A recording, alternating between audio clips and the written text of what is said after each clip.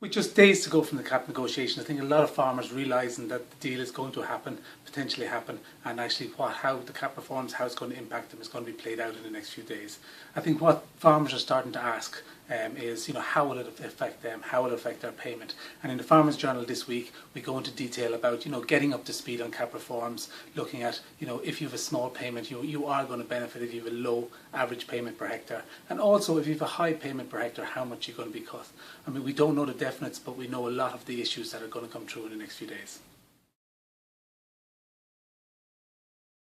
The common questions that farmers want to really know is, firstly, how it will affect their payment. And that's something that, while is not a clear issue with yet, I mean, as we've said, that there is going to be redistribution. How much redistribution is going to depend on negotiations in the next few days. The second element is what they have to do to get that payment. I mean, there will be greening. There's a new greening payment which could be up to 30% of their payment that they receive in direct payments every year.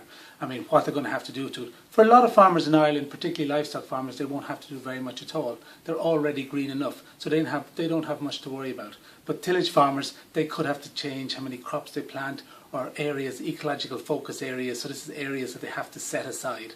I mean, the percentage, that's going to be agreed on as well.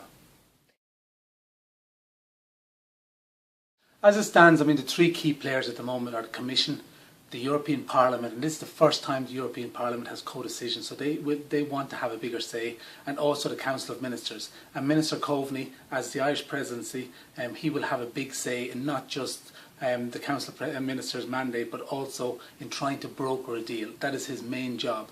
I mean, the big concern I'd have is that, I mean, in the push to get a deal, he might compromise on actually getting a good deal for Irish farmers. I think that's one key area that I'll be focusing on.